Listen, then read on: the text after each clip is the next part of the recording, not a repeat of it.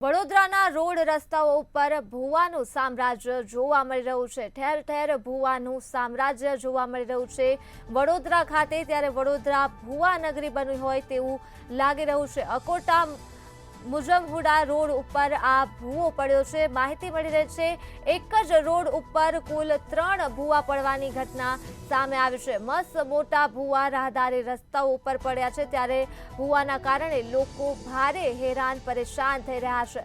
તો ભૂવા પડવાની સાથે જ ઝાડ પણ ધરાશાયી થયું હતું અને જેના પગલે સ્થાનિકો અટવાયા છે વડોદરામાં। તો વડોદરામાં રોડ ઉપર ભૂવાનું સામ્રાજ્ય જોવા મળી રહ્યું છે। રોજબરોજ ભૂવા પડવાની ઘટનામાં વધારો થતો જોવા મળી રહ્યો છે અને ભૂવા પડવાની ઘટના યથાવત ચાલી રહી છે। ત્યારે એક જ રોડ ઉપર 3 ભૂવા પડવાની ઘટના સામે આવી છે। કેટલા વાગે ભૂવો પડ્યો અને શું કામગીરી કરવા આવ્યા છો? વડોદરા ફાયર બ્રિગેડને કોલ મળતા વડીવાડી ફાયર સ્ટેશનમાં કે મોજમહુડા ખાતે રસ્તા ઉપર ઝાડ પડેલ છે। એવું તમે તાત્કાલિક ઘટના સ્થળ પર આવી જોયું તો જીબીની લાઈન જતી હતી, એમાં વચ્ચે ઝાડ ફસાયેલું હતું અને ભૂવો પડેલું હતું। એટલે અમારાથી જીબી કનેક્શન ના થાય ત્યાર સુધી અમારે કામગીરી નથી થઈ। જીબી કનેક્શન બંધ કરી અને કટિંગ કરીને પછી હાલમાં અમે ઝાડને કટિંગ કરીને મૂકેલ છે। અત્યારે શું કહો છો વડીલ, વિકાસ નથી થઈ રહ્યો, ભૂવા પડી રહ્યા? વિકાસ નહીં, વડોદરા સિટીને સ્માર્ટ સિટી બનાવવા કરતા ફક્ત સિટી બનાવો, ફક્ત એને સિટી બનાવો। હું 60 વર્ષથી બરોડામાં રહું છું પણ મેં આવી હાલાકી કદી પણ જોઈ નથી। વડોદરા સિટીને સ્માર્ટ સિટી બનાવવાની કોઈ જરૂર નથી। Let it be city, only city.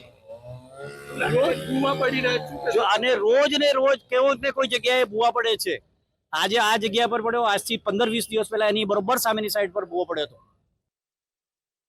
સંસ્કારી નગરી વડોદરા, જેનું નામ હવે ભૂવા નગરી પડી ગયું છે, ત્યાં આગળ આજે સવારે વધુ 3 ભૂવા પડ્યા છે।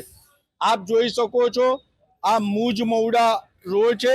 અકોટાથી મુજમહુડા રોડ પર વડોદરા શહેરનો વિકાસ તો ના થયો પરંતુ રોજ નિત નવા ભૂવાનો જન્મ થઈ રહ્યો છે। અકોટાથી મુજમહુડા રોડ પર 4 ભૂવા પડ્યા છે, એમાં સૌથી મોટો ભૂવો આ છે અને હાલ વાહન વ્યવહાર માટે આ રસ્તો બંધ કરી દેવામાં આવ્યો છે। ફાયર બ્રિગેડની ટીમ ઘટના સ્થળે પહોંચી છે, સાથે પાર્ક્સ એન્ડ ગાર્ડનની ટીમ પણ પહોંચી છે। ઝાડ કાપી અને એને અહીંયાથી હટાવવામાં આવી રહ્યું છે। પરંતુ મહત્વની બાબત એ છે કે એન્જિનિયરિંગ શાખા, સિટી એન્જિનિયર શું કરે છે?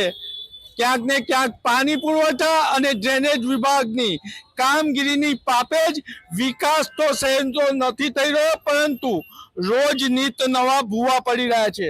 હાલ MGVCLની ટીમ પણ પહોંચી છે અને વીજ કનેક્શન બંધ કરી દેવામાં આવ્યા છે।